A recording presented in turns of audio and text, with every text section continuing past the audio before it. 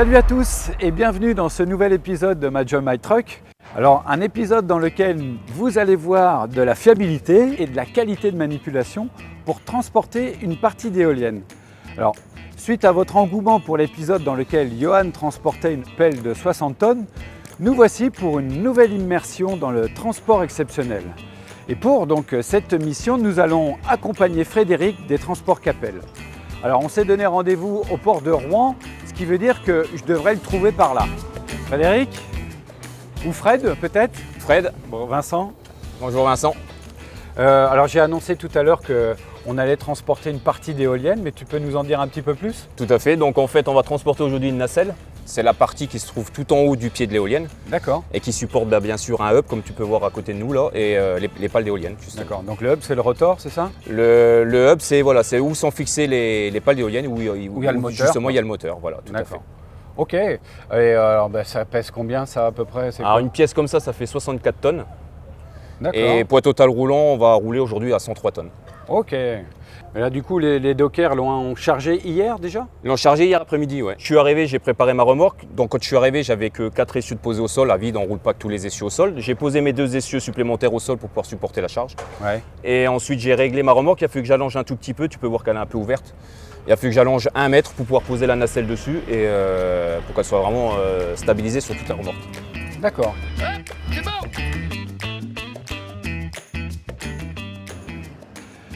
Alors certaines éoliennes comme ici arrivent par bateau, alors ça dépend notamment de leur lieu de fabrication, mais en matière d'éolien on distingue 2 particularités. Il y a les éoliennes posées donc à terre, on dit terrestre ou onshore, et celles en mer où on dit offshore. Alors une éolienne produit de l'énergie électrique à partir du vent, ça tout le monde le sait, mais connaissez-vous les caractéristiques d'une éolienne terrestre comme celle-ci? Alors si l'on prend l'exemple d'une éolienne de 2 millions de watts, eh bien elle produit en moyenne 4200 millions de wattheures par an. C'est l'équivalent en fait de la consommation électrique moyenne de plus de 800 ménages français. Alors je pense que ils ont fini le chargement, on va retrouver Frédéric. Donc là on est prêt à partir? Et là on est prêt à partir. Eh bien écoute, allez, on y va? Allez, on prend la route. Allez, on y va.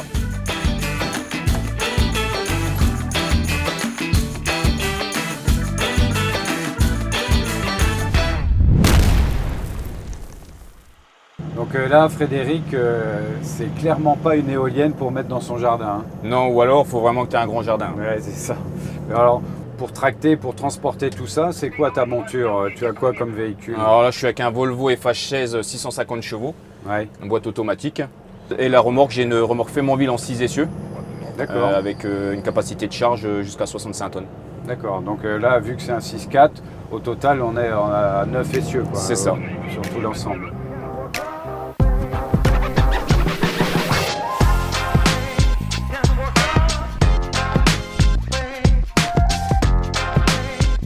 Alors, on roule pas vite, mais ce qui est sympa, c'est qu'on nous ouvre la route, donc on s'arrête rarement. Ouais, c'est rare. Bon, il y a quelques réticents qui forcent Il y a toujours le passage. Quelques incivilités, Mais toujours, voilà. ouais. Mais justement, j'ai ma voiture à l'avant qui me prévient et du coup, moi, j'ai le temps d'anticiper, me serrer, freiner et en général, ça se passe sans problème. Alors, qu'est-ce qui fait qu'on ait une voiture, 2 voitures et des motards? Ça dépend des dimensions du convoi exceptionnel. Je veux dire, au-delà de 4,50 m de large, par exemple, il te faut une voiture avant, une voiture arrière. Déjà d'une, parce que tu ne vois pas ce qui se passe à l'arrière. Et il faut les motos en supplément, parce que devant, c'est vraiment beaucoup de travail. Et la voiture tout seul, il n'arriverait pas à gérer. Donc, du coup, voilà. Après, il y a aussi le poids, en termes de poids. Là, on a 2 voitures, mais parfois, sur un 200 tonnes, par exemple, tu as aussi les motos devant avec toi. Ouais. Voilà. En hauteur, non, en hauteur, il n'y a pas de classification. Moi, j'ai déjà fait des convois de 5 mètres de haut et qui ne dépassaient pas de la remorque et j'étais tout seul. Là, il n'y a pas de... D'accord. Ouais. Alors après, au-delà de 5 mètres de haut, si, il y a quand même l'électricité et le téléphone qui interviennent parce que les fils, oui. il faut les faire démonter. Mmh. Mais jusqu'à 5 mètres de haut, si tu n'as pas de largeur ou pas de longueur et que tu ne rentres pas dans une catégorie où tu dois avoir les motos ou 2 voitures, tu es tout seul. Ouais. D'ailleurs, les motos, ça s'est privatisé là. Tout à fait, ouais. Maintenant, c'est des sociétés privées qui le font. Ouais. Moi, j'ai connu l'époque où Avec les gendarmes. c'était la gendarmerie qui Ouais, venait c'est ça. m'escorter. Et... Mais ça, voilà, c'est fini. Et maintenant, c'est des sociétés privées, comme les voitures, bien souvent, qui viennent nous escorter. C'est un métier forcément que tu aimes. Ouais, c'est une passion. Ouais. Depuis tout petit, moi, je suis passionné par les camions. Et d'ailleurs, j'ai fait un CAP BEP à l'époque qui existait, CAP BEP en 2 ans. Parce que moi, mon but, c'était de pouvoir conduire un véhicule poids lourd à 18 ans. Alors que si tu n'avais pas le diplôme, normalement, si tu passes tes permis toi-même, c'est 21 ans. Parce que alors ton parcours, ça a été quoi? Eh ben donc, 16 ans, je suis parti en CAP BEP. Donc j'ai obtenu mon diplôme, je suis sorti de l'école. Mon père était chauffeur, donc j'ai intégré la société où il travaillait, voilà, tout à fait. Et j'ai travaillé pendant 1 an et à l'époque, le service militaire existait encore. Et en fait, comme j'avais déjà roulé 1 an dans le civil, j'ai intégré le régiment du train à Toul. Du coup, c'est là que j'ai vraiment découvre le convoi exceptionnel parce que j'étais conducteur de porte-chars. Ok. Donc j'ai transporté des chars de plus de 30 tonnes. Tu étais prédestiné à faire du transport Je pense que c'était prévu comme ça. Et du coup, après, quand je suis sorti, mon patron m'a repris. Et là, j'ai commencé. C'était une entreprise qui faisait un peu de convoi exceptionnel. Et du coup, j'ai commencé à faire du petit convoi chez eux pendant 5 ans. Du coup, je suis resté. Et ensuite, la vie a fait que j'ai quitté la région. Donc, c'est là que j'ai commencé à goûter un petit peu au bâché, camion remorque traditionnel. Ensuite, j'ai voulu essayer le frigo. J'ai fait du frigo pendant 7 ans.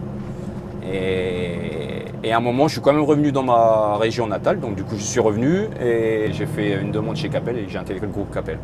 D'accord. Et là, ça fait combien d'années chez Capel maintenant? Là, ça fait 3 ans maintenant. 3 ans, d'accord. C'est justement un métier, toi, que tu conseillerais aux plus jeunes, parce que bon, on est à l'heure actuelle un peu en pénurie de conducteurs. Quelle aptitude il faut pour être déjà, il conducteur? faut aimer se tracasser le cerveau déjà pour commencer, parce que voilà, un chargement, c'est pas toujours facile. Là, bon, ça reste relativement simple, mais parfois on fait des gros calages. Des fois, des chargements, ça peut durer 4-5 heures, où il faut se creuser la tête, voilà, tout à fait. Et puis il faut être passionné. Enfin, vraiment, c'est un domaine, il faut être passionné. Si tu n'es pas passionné, tu restes pas de toute façon. Mais moi je conseillerais à tout le monde de venir dans ce domaine. C'est vraiment super intéressant et c'est enrichissant.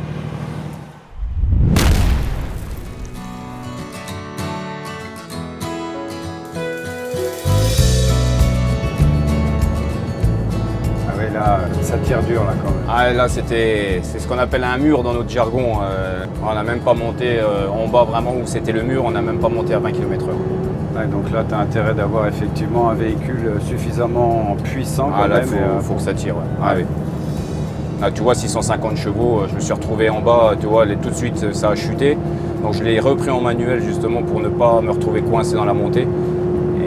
On est quand même monté à moins de 20 km/h sur près de 500 mètres. Sur un véhicule comme celui-là, tu as une boîte équipée de vitesse extra lente, je suppose? Alors j'ai plusieurs positions. J'ai une position économique, avec ce bouton qui est ici, là, j'ai une position économique. Ça, je l'utilise quand je suis vide. Ensuite, quand je ne suis pas très lourd, je le laisse en position économique. Par contre, dès qu'on commence à arriver sur des poids comme là, 60, 70, 80, voire 100 tonnes, là, je le passe en position performance. Où là, il me monte beaucoup plus dans les tours et là, il utilise vraiment toute la puissance du moteur. Et j'ai une troisième position que moi, je n'utilise pas énormément parce que je n'en fais pas, mais une position performance plus qui là, vraiment, tu peux tirer des charges, voire le double de ce qu'on a derrière.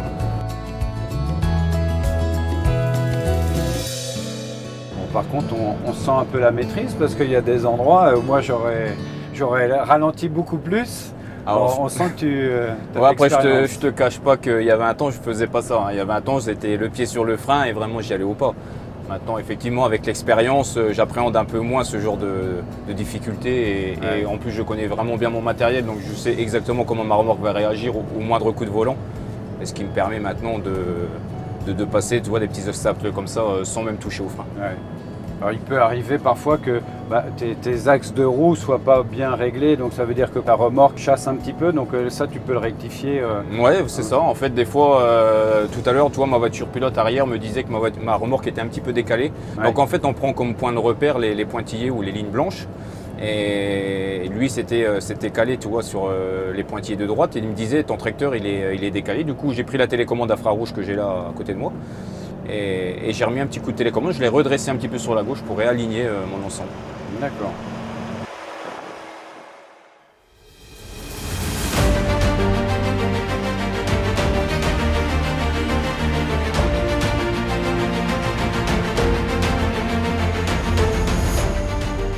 tu me disais, je crois qu'il y a un ordre de positionnement des pièces d'éoliennes, c'est ça? Ouais, c'est ça en fait. Quand ils vont installer la grue définitive qui, elle, va monter toutes les éoliennes, il faut qu'elle soit capable d'attraper toutes les pièces des éoliennes. Donc c'est pour ça qu'il y a un ordre bien précis d'arrivée et de déchargement.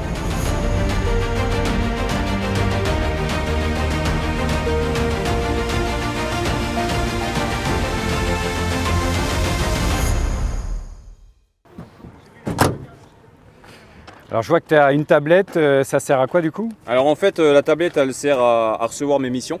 C'est ta lettre de voiture? C'est ma lettre de voiture numérique. Et du coup, je valide ma mission de départ, je valide ma mission à l'arrivée, je dois faire quelques photos pour les litiges. Ok, donc là ça veut dire que maintenant tu déchaînes pour enlever la marchandise? C'est ça, voilà, on va se mettre en position, on va déchaîner et la grue va attraper la nacelle et va la soulever pour que je puisse me retirer de dessous.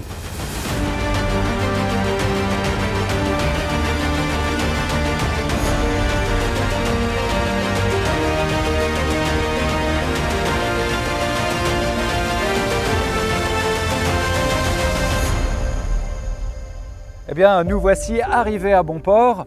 Je pense que là, la mission a été accomplie avec succès. Un vrai succès, ouais.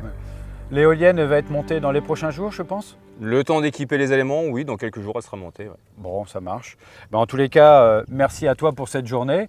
Merci également à tes collègues. Je suppose que de toute façon, on ne peut rien faire sans le travail d'équipe. Non, c'est vrai, il faut les citer. Philippe et Greg, là, qui étaient avec nous aujourd'hui, ont fait vraiment un boulot remarquable. Et sans eux, franchement, voilà, on ne serait pas arrivé à destination sans embûche. Donc, non, un gros merci à eux. Oui. Bon, super. Alors, vous l'avez deviné, cet épisode est terminé. Donc, alors, n'hésitez pas à liker, à vous abonner bien sûr à Truck Edition. Et n'hésitez pas non plus à laisser des commentaires, ils sont toujours les bienvenus. Donc, il ne nous reste plus qu'à vous dire à la prochaine pour un nouvel épisode. Et puis, comme d'habitude, prenez soin de vous. Allez, ciao. Ciao. Yes, c'est la bon, bonne. on la tient.